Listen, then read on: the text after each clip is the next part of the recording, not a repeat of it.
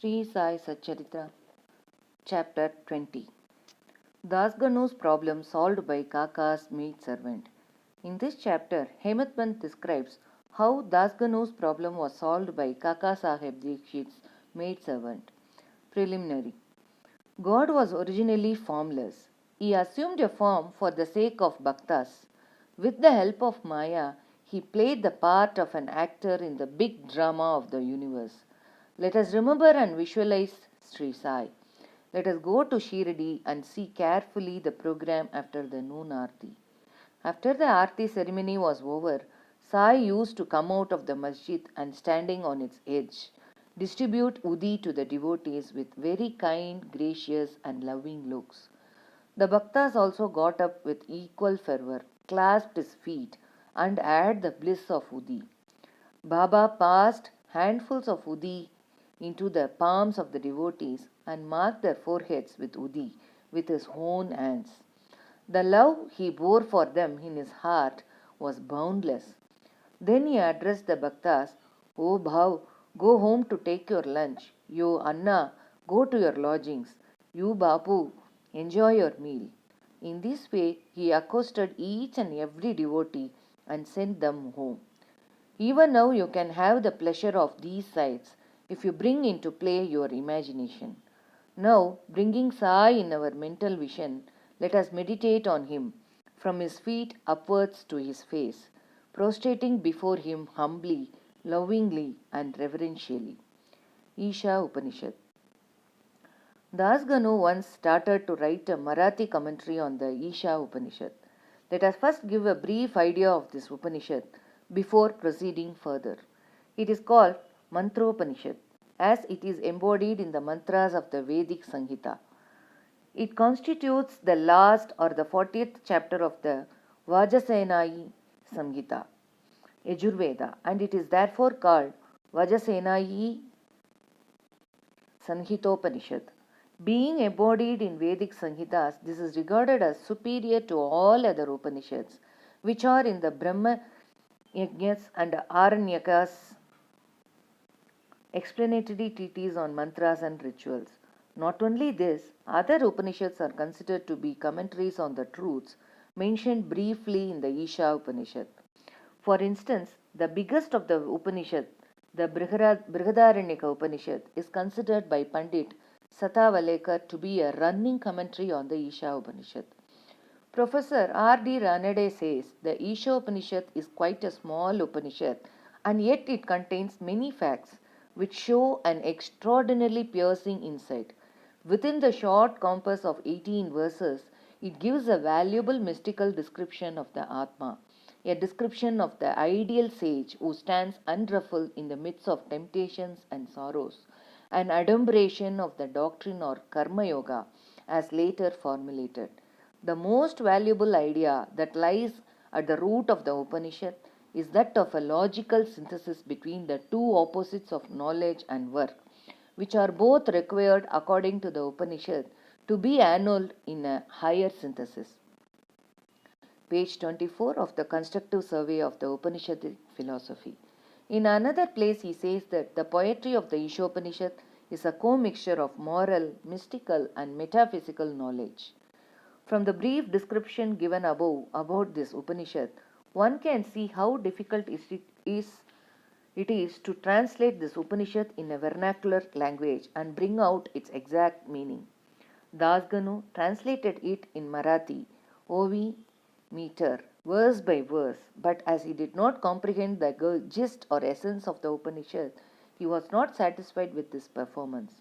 On being dissatisfied, he consulted some learned men regarding his doubts and difficulties and discussed it with them at great length. They did not solve them, nor did they give him any rational and satisfactory explanation.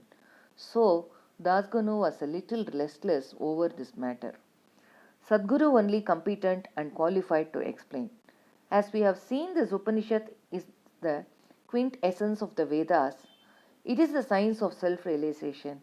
It is the psyche or weapon which can rend us under the bondage of life and death and make us free. Therefore, he thought that he who has himself attained self-realization can only give him the true or correct interpretation of the Upanishad. When nobody could satisfy Das Ganu, he resolved to consult Sai Baba about this. When he got an opportunity to go to Shirdi, he saw Sai Baba, prostrated himself before him, and mentioned his difficulties about the Isha Upanishad and requested him to give the correct solution. Sai Baba blessed him and said, "You need not be anxious. There is no difficulty about the matter. The maid servant of Kaka Sahib Dikshit, will solve your doubts at Ville Parle on your way home." The people who were present there and heard this thought that Baba was joking and said, "How could an illiterate maidservant solve difficulties of this mystic nature?" But Das Ganu thought otherwise. He was sure that whatever Baba spoke must come true, as Baba's word was the decree of Brahma, Almighty. Kaka's maidservant, fully believing Baba's words, he left Shirdi and came to Ville Parle, a suburb of Mumbai, and stayed with Kaka Sahib Dikshit. There, the next day, when Das Ganu was enjoying his morning nap, some say when he was engaged in worship, he heard a poor girl singing a beautiful song in clear and melodious tone. The theme of the song was a crimson colored sari. How nice it was, how fine was its embroidery, how beautiful were its borders, etc. He liked the song so much that he came out and saw that it was being sung by a young girl, the sister of Namya, who was a servant of Kaka Sahib. The girl was cleaning vessels and had only a torn rag on her person. On seeing her impoverished condition and her happy temperament, Das Ganu felt pity for her, and when Rao Bahadur M.V. Pradhan gave him a pair of dhotars, the next day he requested him to give a sari to the poor little girl also. Rao Bahadur bought a good chirdi, small sari, and presented it to her. Like a starved person getting delicious dishes to eat, her joy knew no bounds. Next day she wore the new sari and out of great joy and merriment whirled and danced around and played fugadi with other girls. The following day she kept the new sari in her box at home and came in the old and torn rags, but she looked as merry as she was the previous day. On seeing this, Das Ganu's pity transformed into admiration. He thought that the girl, being poor, had to wear a torn rag, but now she had a new sari, which she kept in reserve, and putting on the old rag, strutted herself, showing no trace of sorrow or dejection. Thus, he realized that all our feelings of pain and pleasure depend upon the attitude of our mind. On thinking deeply over this incident, he realized that a man ought to enjoy whatever God has bestowed on him in the firm conviction that he besits everything from all sides, and that whatever is bestowed on him by God must be for his good. In this particular case, the impoverished condition of the poor girl, her torn rag, and the new sari, the donor, the doni, and the deal were all parts of the Lord and pervaded by him. Here, Das Ganu got a practical demonstration of the lesson of the Upanishad, the lesson of contentment with one's own lot, with the belief that whatever happens is ordained by God and is ultimately good for us. Unique method of teaching. From the above incident, the reader will see that Baba's method was unique and varied. Though Baba never left Shirdi, he sent some to Machindraghat, some to Kolhapur or Sholapur for practicing sadhanas. To some he appeared in his usual form, to some he appeared in waking or dream states, day or night, and satisfied their desires. It is impossible to describe all the methods that Baba used in imparting instructions to his bhaktas. In this particular case, he sent Das Ganu to Ville Parle, where he got his problem solved through the maidservant. To those who say that it was not necessary to send away Das Ganu and that Baba could have personally taught him, we say that Baba followed the right or best course. Or how else could Das Ganu learn a great lesson, that the poor maidservant and her sari were pervaded by the Lord? Now we close the chapter with another beautiful extract about this Upanishad. The ethics of the Isha. One of the main features of the Isha Upanishad is the ethical advice it offers, and it is interesting to note that the ethics of the Upanishad are definitely based upon the metaphysical position given in it. The very opening words of the Upanishad tells us that God pervades everything. As a corollary, from this metaphysical position, the ethical advice it offers is that a man ought to enjoy whatever God bestows on him in the firm belief that as he pervades everything, whatever is bestowed on him by God must be good. It follows naturally that the Upanishad forbids us from coveting another man's property.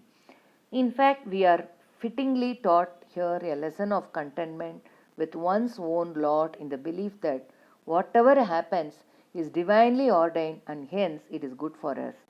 Another moral advice is that man must spend his lifetime always in doing action, specifically the karmas enjoined in the Shastras, with resignation to his will. Inactivity, according to this Upanishad, would be the canker of the soul. It is only when a man spends his lifetime in doing actions in this manner that he can hope to attain the ideal of Naishkarmya.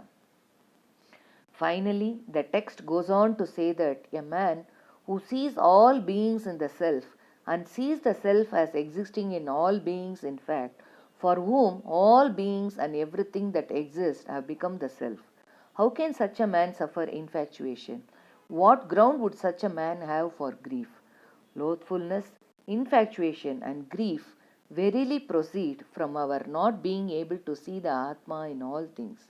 But a man who realizes the oneness of all things, for whom everything has become the self, must ipso facto cease to be affected by the common foibles of humanity. Page 169 70. The Creative Period by Messrs. Belvakar and Ranade. Bow to Sri Sai. Peace be to all.